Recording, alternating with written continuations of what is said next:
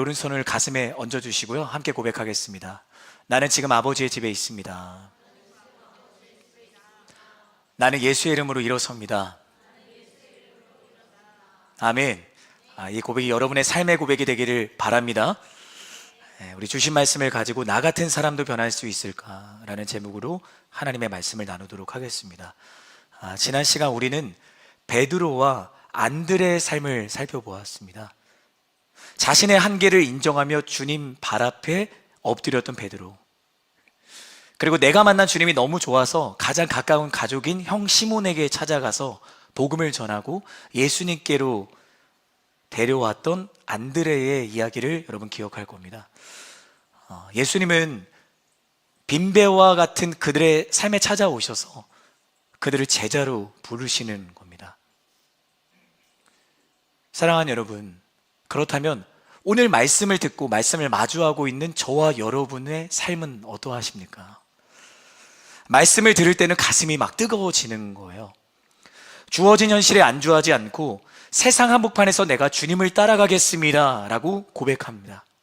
하지만 그런 고백이 무색할 정도로 예배당 문을 나서는 순간에 우리는 또다시 변하지 않는 나를 직시하게 되는 것입니다.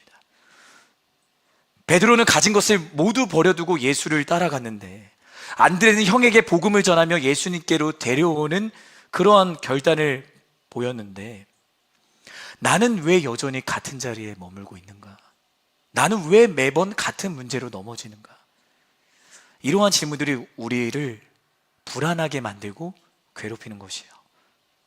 그러다 보니까 신앙의 성장이 일어나기는커녕 계속 다람쥐 쳇바퀴 돌듯 제자리 걸음만 하고 있는 것처럼 보이는 것입니다. 그러나 여러분, 우리가 잊지 말아야 될 한 가지 중요한 사실이 있습니다. 베드로와 안드레가 예수님을 따랐던 것은 그들이 특별했기 때문이 아니에요. 그들이 특출난 능력의 사람이었기 때문이 아니라는 겁니다. 예수님이 제자를 부르실 때 사람의 외모와 사람의 자격을 보지 않으시기 때문입니다. 베드로가 배와 그물을 버릴 만큼 유능했기 때문이 아닙니다. 안드레가 우리와 다른 대단한 결단력을 가지고 있었기 때문에 형 시몬을 주님께로 인도했던 것도 역시 아니라는 것입니다. 그런 거예요. 변화의 시작은 내가 얼마나 뜨거워졌는가에 있지 않다라는 거예요. 너무 중요합니다. 주님이 나를 어떻게 바라보시는가, 여기에 있는 겁니다. 베드로가 물고기가 가득 찬 그 만선의 기적 앞에서도 자신이 죄인임을 고백하며 주님 앞에 쓰러지듯 엎드릴 수 있었던 것, 그리고 예수님을 따를 수 있었던 것, 그의 용기 때문이 아니라 그를 콜링하시는 예수님의 말씀 때문이었던 거예요. 그가 깊은 곳에 그물을 던지고 나아갈 수 있었던 건 그의 경험이나 능력이 아니라 그냥 말씀에 의지하여 나아갔던 겁니다. 그 작은 순종이 베드로를 사람을 살리는 제자로 세우신 거죠. 여러분, 저는 여러분의 시선을 변하지 않는 그런 나에게 초점을 두는 것이 아니라 그런 나를 그럼에도 불구하고 사랑하시고 제자를 부르시는 주님을 바라보기를 예수님의 이름으로 축복합니다. 제자리 걸음처럼 보이는 지금 이 순간에도 하나님은 어떻게 하시는 거예요? 우리를 다듬으시는 거예요. 우리의 삶을 변화시키십니다. 그렇기 때문에 예배당 문을 나서는 순간 우리가 마주하게 될 현실은 우리가 도망칠 곳이 아니라는 거예요. 여러분, 숨지 마시기 바랍니다. 하나님 앞에서 숨을 곳은 없거든요. 다윗이 그런 고백을 하잖아요. 너무 유명한 고백인데, 내가 새벽 날개를 치며 자신을 새에 비유를 한 거예요. 거기도 아마 F가 있었던 것 같아요. 그런 감성이. 저는 왜 사람이 새가 되는가 이제 전혀 공감이 되지는 않는데, 내가 새벽 날개를 치며 저 바다 끝에 갈지라도 그곳에 하나님이 계신다. 사랑하는 여러분, 하나님 앞에 도망칠 곳은 아무 데도 없습니다. 오히려 우리가 마주하는 현실은 말씀을 살아내려고 몸부림치는 현장인 겁니다. 그래서 여러분을 축복하는 것은 오늘 말씀을 들을 때 변하지 않는 것만 같은 여러분을 자책하기보다, 그렇게 스스로를 여러분 짓누르기보다 그러한 나도 변함없이 사랑하시는 주님을 만나는 자리가 되기를 예수님의 이름으로 축복합니다. 그러니 우리는 주님과 함께 다시 믿음의 걸음을 내디디면 되는 거예요. 자, 이제 오늘 우리는 세 번째 제자를 살펴보기 원합니다. 바로 세베대의 아들 야고보입니다. 그는 베드로, 요한과 함께 예수님의 핵심적인 제자 3인방이었어요. 늘 베드로, 요한, 야고보. 예수님이 변화산에 올라가셔서 모세와 엘리야가 예수님 곁에 서는 그 변화산의 기적을 보잖아요. 그때도 베드로, 요한, 야고보가 갔어요. 그리고 회당장 야이로의 딸이 죽어가고 있을 때 주님은 야이로의 딸을 살리시죠. 그때도 베드로, 요한, 야고보였어요. 그러니까 늘 주님과 함께 가장 앞서서 따라갔던 핵심 제자 3인방이 베드로, 요한, 그리고 야고보였다라는 겁니다. 그런데 그 화려한 명성 뒤에 가리워진 야고보의 실상은 사실 우리와 다를 바 없이 연약했습니다. 불같은 성미를 가지고 있었고요, 세속적인 야망도 갖고 있었고, 방향을 잃은 열정까지 우리와 똑같습니다. 오늘 말씀을 통해 변할 것 같지 않는 그 한 사람을 끝끝내 빚으시는 하나님을 발견하기 원합니다. 성경은요, 야고보를 소개할 때 세베대의 아들이라는 수식어를 붙입니다. 그렇다면 그의 아버지 세베대는 어떤 사람인가를 우리가 잠깐 살펴보아야 합니다. 당시 갈릴리에서 이 물고기 잡는 어업은 상당히 큰 비즈니스였다고 합니다. 특히 마가복음 1장을 보면 세베대는 단순히 배 한 척을 가지고 있었던 어부가 아니라 품꾼들을 거느리고 있는 꽤 괜찮은 재료가였다고 해요. 즉 야고보는 그 당시의 시대적인 관점으로 볼 때 유망한 가업을 물려받을 그런 재벌집 막내 아들과 같은 사람이었다는 거죠. 경제적으로나 사회적으로나 꽤 안정된 기반을 가지고 있던 청년이었다는 겁니다. 그런데 야고보의 삶은 그의 일터와 같이 거친 바다와 같았어요. 매일 밤 파도와 싸우면서 고기를 잡아야 했기 때문에 그러한 환경이 그를 매우 거칠게 만들었던 거죠. 또 강인하게 만들었어요. 독립적인 성품을 갖게 했습니다. 부족함이 없는 가정 환경과 거친 현장에서 다져진 자신감은 그를 열정적인 사람으로 만들었던 거예요. 동시에 그 열정은 다듬어지지 않은 열정이기 때문에 자신에게 칼날처럼 위험한 것이 되기도 했습니다.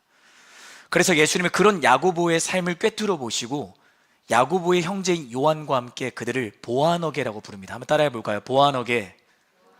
보아너게는 우레의 아들이라는 뜻이래요. 우레의 아들은 천둥의 아들. 그러니까 천둥처럼 우렁차고 천둥처럼 파괴적인 성미를 갖고 있었다 해서 마치 시한폭탄과 같았던 야고보와 요한을 주님이 그렇게 별명을 지어주신 거죠. 그런데 예수님은 그들을 제자로 부르셨다라는 거예요. 그 주님의 부르심 앞에 야고보와 요한은 자신들이 가지고 있었던 모든 기득권과 모든 가족을 다 뒤로하고 안정된 미래까지 버리고 예수님을 따라 나섭니다. 그러나 몸은 주님을 따랐을지언정 그의 안에 뿌리 깊이 박혀있는 우레와 같은 천둥과 같은 그 다듬어지지 않은 성품과 세상적인 가치관은 쉽게 변하지 않았던 거예요.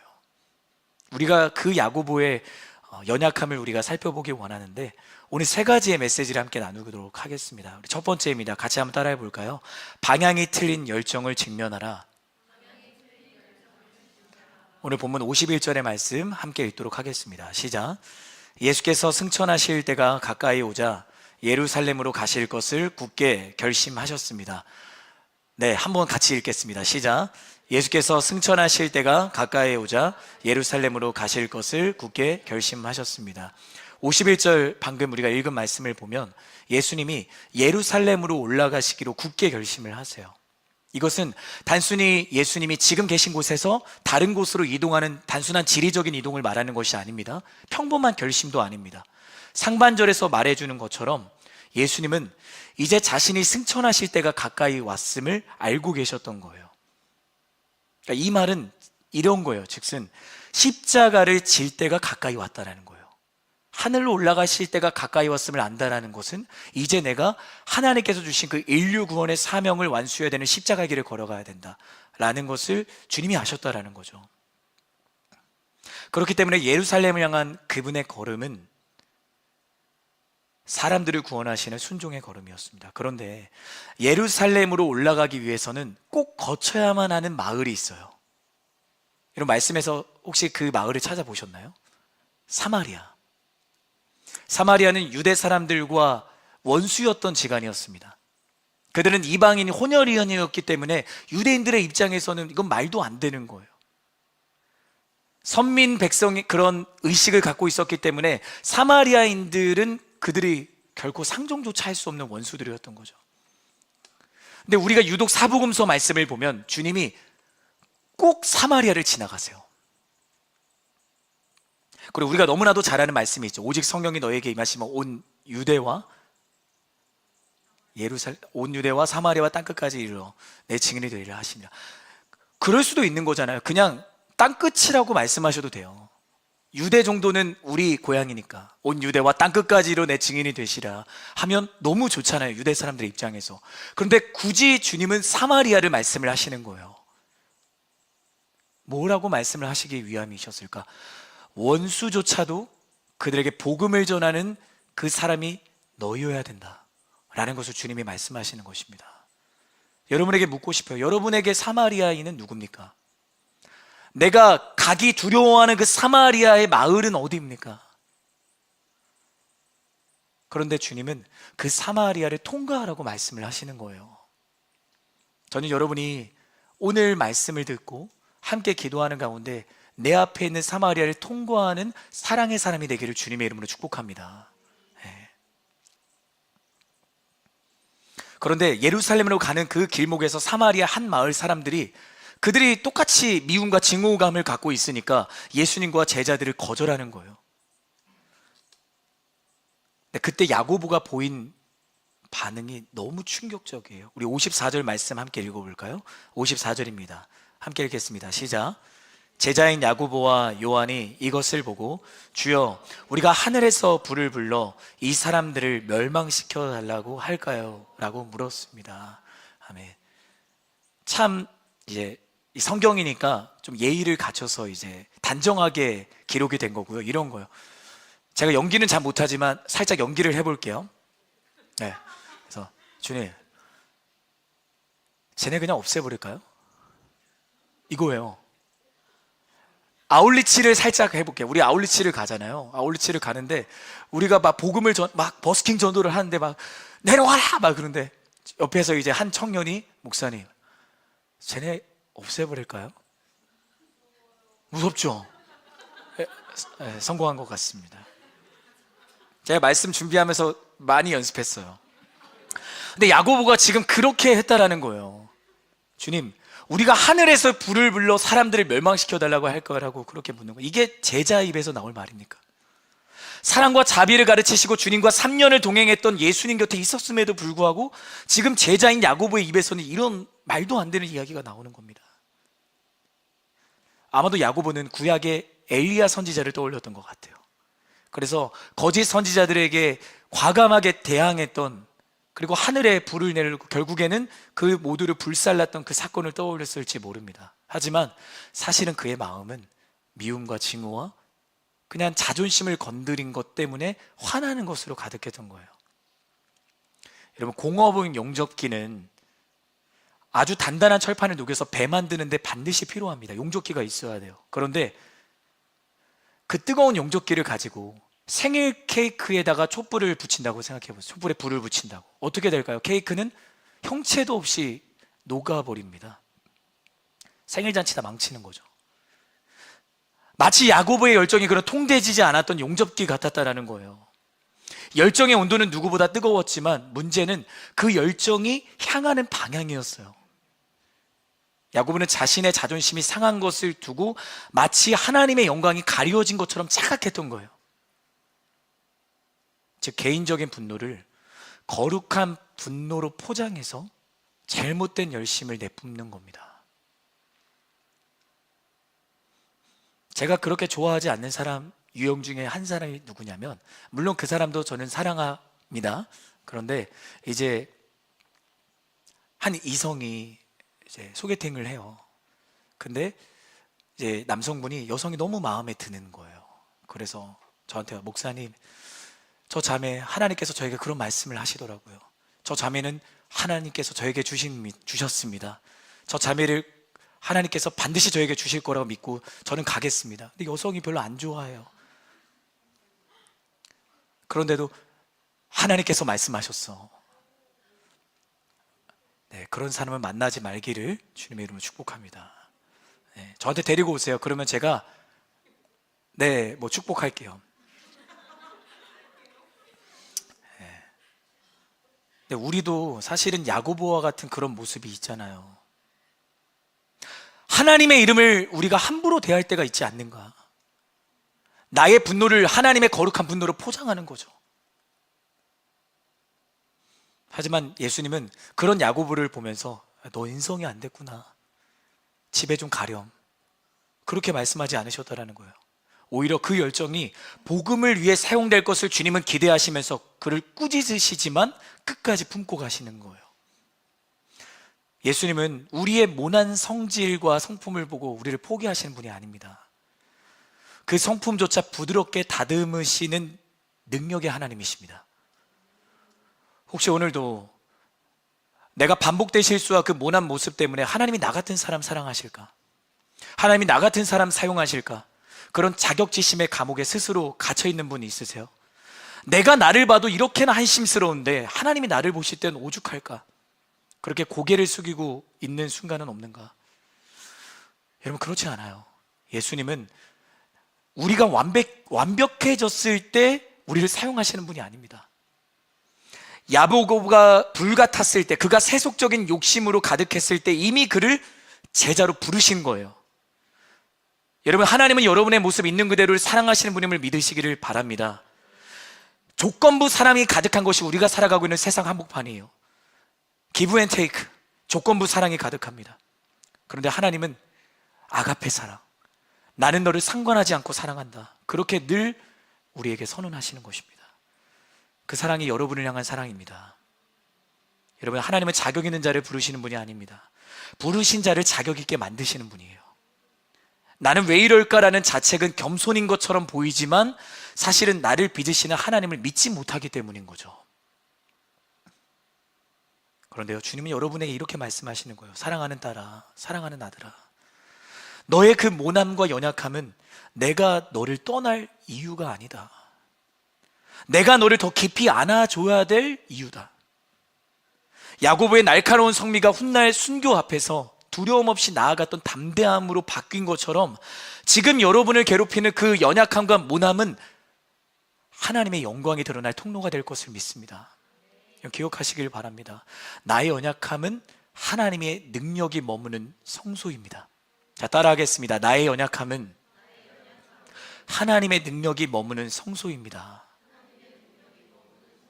그래서 바울이 이렇게 고백하는 거잖아요. 내가 약할 때 강합니다. 너는 도저히 안 돼. 그거 사단이 말하는 거라고요. 하나님 이렇게 말씀하세요. 하나님이 우리에게 주시는 마음은 두려워하는 마음이 아니요 오직 능력과 절제와 사랑의 영이다. 내 마음에 두려움이 찾아오고 내 마음에 불안함이 있다, 하나님 주신 게 아니라고요. 사단이 주는 거라고요. 그때 여러분, 그 두려움을 몰아내시는 하나님께로 나아가기를 예수님의 이름으로 축복합니다. 하나님은 여러분의 모난 성품보다 더 크세요. 나의 끈질긴 죄성보다 훨씬 더 끈질긴 사랑을 갖고 계신 분이라고요. 하나님을 말릴 수 있는 사람은 아무도 없습니다. 여러분이 스스로를 포기할 이유는 수천 가지, 수만 가지일지 몰라도 하나님이 여러분을 포기하지 않으신 이유는 단 하나예요. 사랑하시기 때문에. 여러분을 축복합니다. 하나님의 사랑에서 다시 일어나기를 바랍니다. 여러분, 이건 아멘으로 응답해야 돼요. 하나님의 사랑 안에서 다시 일어나기를 주님의 이름으로 축복합니다. 나를 있는 모습 그대로 사랑하시는 주님의 음성을 들어야 되는 것입니다. 이 시간 자격지심의 감옥의 그 문을 박차고 나오기를 바랍니다. 하나님은 여러분의 모난 부분을 다듬을 준비는 되셨지만 여러분을 버릴 준비는 안 되셨어요. 두 번째입니다. 따라해 주시겠어요? 예수님을 수단으로 삼는 신앙을 회개하라. 그래요. 야고보의 두 번째 문제는 그의 거친 성격 뒤에 감추어져 있는 성공을 향한 집착이었어요. 이 마태복음 20장을 보면 야고보와 요한의 어머니가 나와요. 어머니가 예수님을 찾아오는 거예요. 그러면서 예수님께 이렇게 인사청탁을 합니다. 주님, 주님의 나라 오실 때 내 아들 이 금쪽이 주님의 오른편에 앉게 해주시고 우리 야고보도 왼편에 좀 앉게 해주세요. 근데 그때 옆에 야고보는 고양이 막 눈빛을 하면서 갈구하면서 주님 나에게 그런 자리를 주시지 않을까. 그에게 예수님은 구원자 하나님이 아니라 자신의 신분을 상승시켜줄 그런 성공의 사다리였던 거예요. 여러분도 주님을 성공의 사다리로 여길 때 있지 않습니까?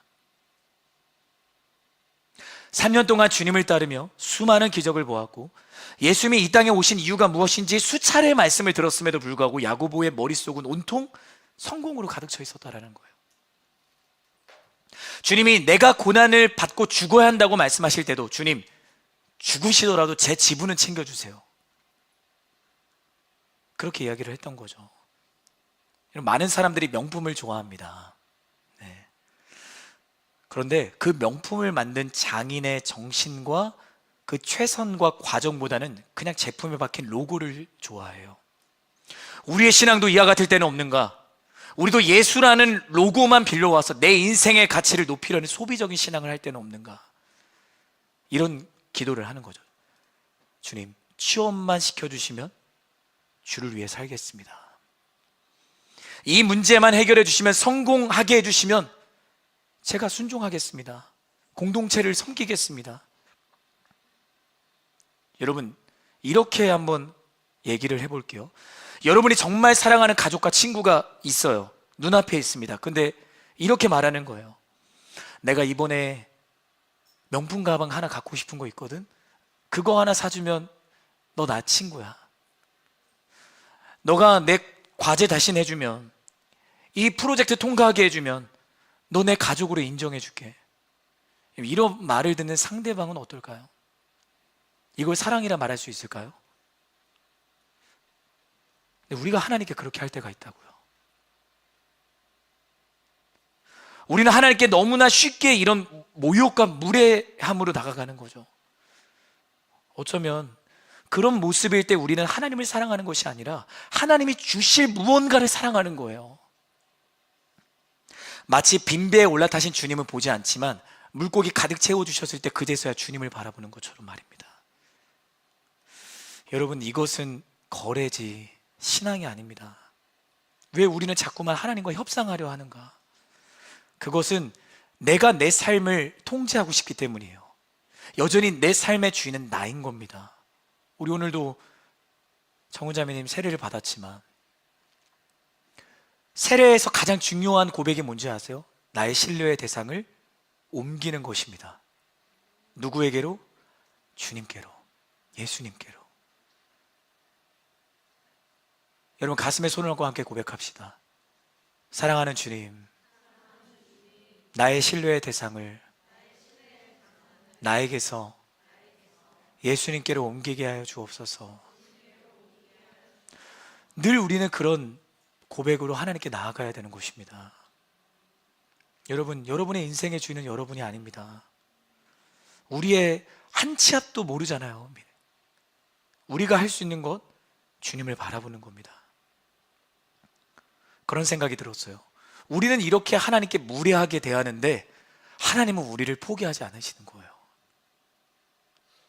우리는 계산기를 두드리며 하나님을 이용하려 할 때조차도 하나님은 우리의 작은 신음에도 귀를 기울이시는 분이라고요. 하나님이 이렇게 사랑이 많으시니 다행인 거죠.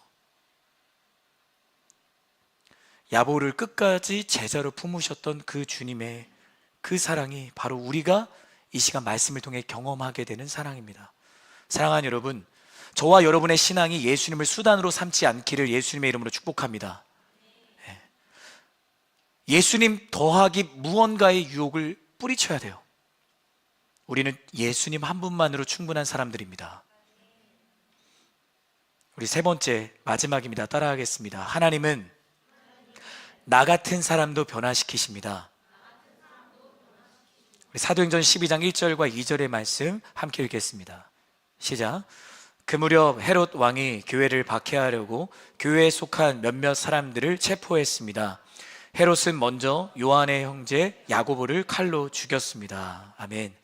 그렇게 예수님이 하늘로 올라가신 후에 수년의 시간이 흘렀습니다.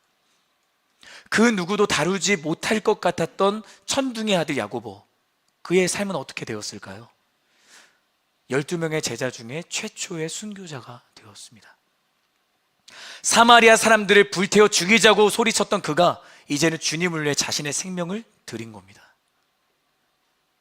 세상을 향해 분노의 칼을 휘두르던 그가 이제는 자신의 영혼을 살리기 위해 자신을 불사른 거예요. 성경은 야고보의 마지막을 딱 한 문장으로 기록해요. 헤롯은 먼저 요한의 형제 야고보를 칼로 죽였습니다. 그토록 불같았던 삶, 예수님의 수제자라는 화려한 타이틀, 그리고 초대교회의 핵심 인물이었던 야고보의 죽음치고는 너무 짧아요. 허무해 보이기까지 합니다. 그런데 여러분, 이 한 문장 안에 우리가 결코 놓쳐서는 안 되는 복음의 신비가 담겨 있습니다. 세상은 야고보의 죽음을 그렇게 단 한 줄로 요약하며 지나칠지 몰라요. 그러나 하나님은 그 한 문장 안에 야고보의 눈물과 결단과 순종을 기억하고 계십니다. 사랑하는 여러분, 하나님은 여러분의 인생을 기억하십니다. 하나님은 여러분의 결단을 기억하십니다. 여러분의 눈물을 기억하십니다. 우리의 삶도 때로는 이 야고보의 한 문장같이 여겨질 때가 있는 거예요. 초라해 보이는 거죠. 나의 순종의 결과가 오히려 억울함과 수치로 다가오는 순간들이 있어요. 변하지 않는 상황, 변하지 않는 나. 그러나 하나님은 그 순간순간의 순종을 다 기억하고 계십니다. 저는 여러분이 야고보와 같이 세상은 기억 못해도 하나님께 기억되는 인생이 되기를 주님의 이름으로 축복합니다. 그러면 되는 거예요. 우리 가슴에 손을 얹고 고백합시다. 하나님께는 생략이 없습니다. 우리 서로를 축복하며 서로를 바라봐 주시고 말해 줍시다. 하나님은 당신을 기억하고 계십니다. 결론입니다. 오늘 우리는 변하지 않을 것 같았던 야고보라는 한 사람의 인생을 변화시키신 하나님의 열심을 들여다보았습니다. 세 가지의 메시지를 나누었어요. 첫 번째, 방향이 틀린 열정을 직면하라. 여러분, 우리 안에 있는 그 천둥과 같은 혈기를 직면하세요. 그런 나의 연약함을 인정하세요. 인정할 때 주님께 내 삶을 내어드리기 시작하게 됩니다. 바로 그때부터 나를 빚어가시는 하나님의 손길을 경험하게 될 것입니다. 두 번째, 예수님을 수단으로 삼는 신앙을 회개하라. 주님은 나의 성공을 위한 사다리가 아니다 라는 거예요. 여러분, 주님을 성공의 사다리로 삼는 순간 결코 주님의 진짜 얼굴을 볼 수 없습니다. 여러분, 예수님의 진짜 얼굴 보기 원하시죠? 그럼 우리는 이렇게 고백하는 겁니다. 그리하지 않으실지라도 나는 주님 한 분만으로 만족합니다. 여러분, 주님 곁에 머무는 것이 가장 행복한 것입니다. 그것이 가장 큰 성공입니다. 여러분을 축복합니다. 예배에 성공하기를 바랍니다. 여러분, 예배에 성공하기를 바랍니다. 마지막 세 번째, 하나님은 나 같은 사람도 변화시키시는 거예요. 나 같은 사람. 제가 그런 사람이었어요. 내가 그런 사람이었다고요. 야고보를 변화시키신 주님은 오늘 말씀을 통해 여러분 한 사람 한 사람에게 찾아가십니다. 우리가 해야 될 것은 믿고 마음의 문을 열기만 하면 돼요. 그러면 주님이 내 삶의 주인이 되어주시고 여러분의 인생에 있는 그 모든 깨어진 인생의 틈을 하나님의 은혜로 메꾸실 겁니다. 그 주님의 손길을 경험하게 되기를 예수님의 이름으로 축복합니다. 오늘 우리가 계속 질문했던 거, 나 같은 사람도 변할 수 있을까? 나 같은 사람도 변할 수 있을까? 근데 야고보는 자기의 삶으로 대답합니다. 주님, 나 같은 사람도 변화됩니다. 주님이 나를 사랑하시기 때문입니다. 그러므로 사랑하는 여러분, 하나님의 열심을 의심하지 마십시오. 불안해하거나 두려워하지도 마십시오. 하나님은 단 한 번도 멈추신 적이 없습니다. 주님은 여러분의 모나고 거친 모습을 다듬으실 거예요. 근데 그때 여러분, 저 보세요. 다 끝났어요. 아플 수도 있고 아플 수 있어요. 주님이 여러분을 다듬으실 때 아플 수 있어요. 때로는 이해가 안 되는 순간도 있을지 모릅니다. 그러나 여러분, 때로 내가 인생의 가장 어두운 터널을 지나가는 순간일지라도 예수님을 향한, 하나님을 향한 믿음을 포기하지 않은 인생이 되기를 주님의 이름으로 축복합니다. 그러니까 주님은 나의 손을 늘 놓친 적이 없거든요. 근데 놀라운 거는 내가 손을 놓아도 주님이 나의 손을 꼭 붙잡고 있기 때문에 나는 추락하지 않는 거예요. 근데 우리가 일어서려면 이제 우리도 주님의 손을 꼭 붙잡고 일어나야 됩니다. 여러분, 우리가 야고보입니다. 우리가 야고보를 변화시키신 하나님이 여러분의 하나님이십니다. 야고보를 사용하신 하나님이 여러분의 하나님이십니다. 하나님은 오늘도 우리를 다듬으십니다. 우리 그것을 믿는 자들 다 함께 일어나셔서 우리 주가 보이신 생명의 길 함께 찬양하기 원합니다. 주가 보이신 생명의 길, 나 주님과 함께 상한 마음을 드리며 주님 앞에 나가리. 나의 의로움이 되신 주, 그 이름 예수. 나의 길이 되신 이름 예수. 우리 한 번 더 찬양합니다. 주가 보이신 생명의 길, 나 주님과 함께 상한 마음을 드리며 주님 앞에 나가리. 나의 의로움이 되신 주, 그 이름 예수. 아멘. 나의 길이 되신 이름 우리 고백합니다. 나의 길 오직 그가 하시나니.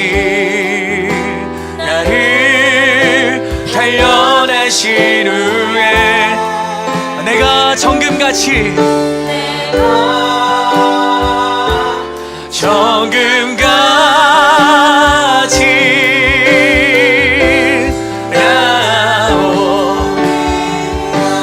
우리 시간 처음부터 고백할 때 우리 가슴에 손을 얹고 함께 고백합시다. 주가 보이신 생명의 길, 우리의 마음으로, 우리의 삶으로 주님 앞에 나아갑시다.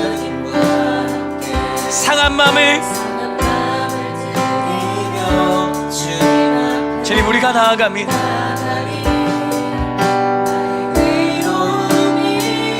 그 이름 예수. 나의 길이 되신 이름 예수. 나의 길 오직 그가 우리를 단련하신 후에 그러나 우리가 정금같이 나올 것입니다.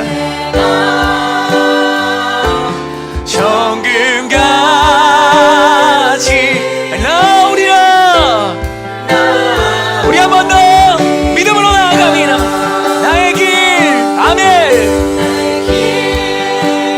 오직 그가 하시나니. 나를 단련하신 후에 내가 정금같이. 우리 마지막으로 함께 믿음으로 선포하며 나아가십시다. 나의 길 오직 그가 하시나니. 나의 길 오직 그가 하시나니. 그렇습니다. 주 나를 단련하신 후에 내가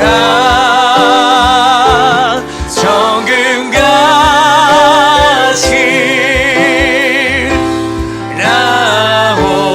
나오리라. 우리 그대로 가슴에 손을 얹고 함께 말씀을 기억하며 기도하기를 원합니다. 나 같은 사람도 변화될 수 있을까? 우리 늘 그러한 질문을 던집니다. 불안하죠? 괴롭고 여전히 변하지 않는 나의 신앙의 연주소를 보게 될 때 하나님이 나의 기도를 들으시는 것이 맞을까? 주님 선하시다고 말씀하시는데, 주님 사랑이라고 말씀하시는데 여전히 나의 삶에는 잡히지 않는 것 같는 거죠. 그렇지 않습니다, 여러분. 믿음의 눈으로 바라보면 지금도 여전히 하나님은 우리를 위해 쉬지 않고 일하고 계십니다. 하나님은 지금도 나를 다듬고 계시는 줄 믿습니다. 저는 여러분이 그 하나님을 만나는 자리가 되기를 주님의 이름으로 축복합니다. 여러분, 믿음의 눈을 드셔서 이 시간 여러분과 함께 하시는 살아계신 하나님을 만나는 기도의 자리가 되게 하여 주옵소서. 우리 주님의 이름 한번 외치며 우리 함께 기도하며 나아가겠습니다. 기도합시다. 주여, 사랑하는 아버지 하나님, 믿음의 눈을 들어 이 시간 나와 함께 하시는 그 주님을 만나기를 원합니다. 주여, 때로 내가 무너지고 쓰러지고 그런 연약한 나의 모습을 발견하는 순간에서 하나님은 나를 포기하지 않고 나를 다듬으시는 줄 믿습니다. 주여, 이 시간 내가 주님의 얼굴을 보기 원합니다. 주님의 얼굴을 보기 원합니다. 그분은 나의 하나님이 되십니다. 그분은 나의 하나님이 되십니다. 주여,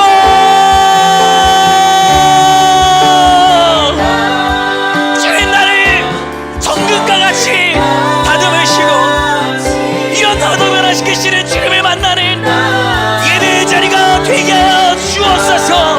내 마음을 아시고 나의 실수와 나의 죄된 모습들을 상관하지 않고 여전히 나를 사랑하시는 그 주님을 만나는 자리가 되게 하여 주옵소서.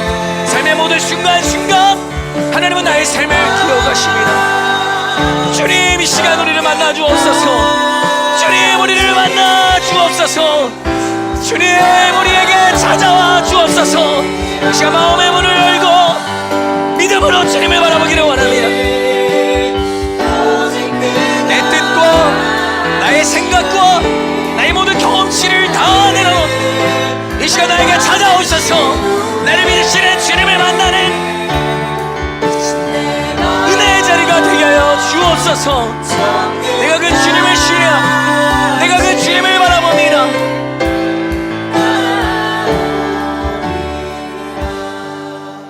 한 번 더 기도하길 원합니다.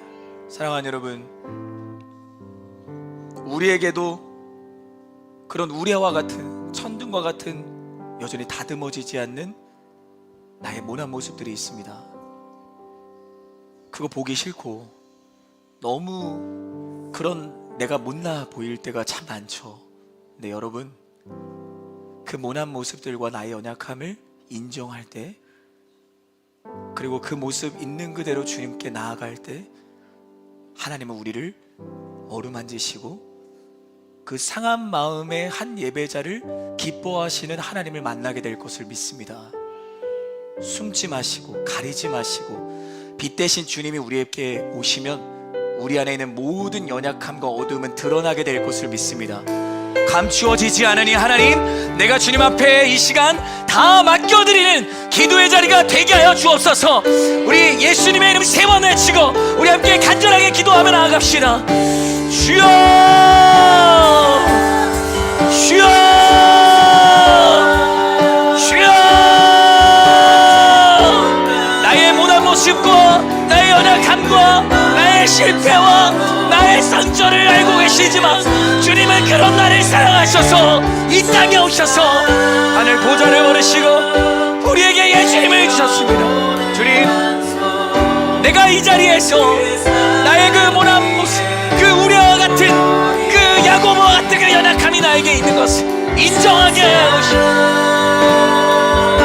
그러나 그런 나를 사랑하시고 그런 나를 끌어안으시는 그 아버지 하나님의 마음을 우리가 알게 하여 이 자리가 주님의 사랑을 체험하게 되는 자리가 되기를 원합니다. 성령 하나님, 우리가 이 시간 오셔서 우리의 마음에 그 상한 마음, 그 상한 심령 하나님의 오른손으로 어루만져 주시고, 사랑하는 딸아, 사랑하는 아들아,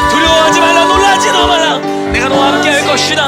세상 끝날까지 내가 너희와 함께 할 것이다. 깊은 바다처럼 우리의 머리털도 세시며 우리의 단 한 순간순간 생략하지 않으시며 기억하시는 그 주님을 만나는 자리가 되게 하여 주옵소서. 아멘. 일어나기 원합니다. 빛 대신 주님 우리에게 오셔서 우리 안에 있는 모든 어둠들을 다 몰아내 주시고 모든 두려움과 모든 자격지심과 모든 비교식 감옥에서 나와서 우리에게 참 자유와 참 기쁨과 평안과 시을 허락하신 그 주님을 만나는 자리가 되게 하여 주옵소서. 사랑하는 청년들과 함께 하여 주시고 주님을 만나는 자리가 되기를 원합니다. 그 주님을 만나는 은혜가 있게 하여 주옵소서. 우리 마지막으로 기도하겠습니다. 마지막으로 기도할 때 하나님은 나의 삶을 여전히 기억하고 계신다. 여러분, 하나님은 여러분의 삶의 모든 순간을 기억하십니다. 지금 여러분과 함께 하십니다. 단 한순간도 여러분을 내버려 두신 적이 없습니다. 그 사랑으로 숨을 쉬는 자가 되기를 예수님의 이름으로 축복합니다. 수고하고 무거운 짐을 진 모든 사람들아 다 내게로 오라. 내가 너희를 쉬게 할 것이다. 주님, 내가 예수님 때문에 행복한 인생 되게 하여 주옵소서. 예배의 자리에서 참 자유와 참 기쁨과 참 감사와 그 여호와 샬롬의 그 평안의 은혜가 이곳 가운데 임하게 하여 주옵소서. 이 시간 예수 그리스도의 이름으로 선포하노니 모든 두려움과 모든 불안과 모든 비교의식과 모든 트라우마의 감옥에서 벗어날지어다. 이 시간 그 주님을 신뢰하며 우리 마지막으로 예수 그리스도의 이름 한번 외치고 우리 통성으로 기도합시다. 주여.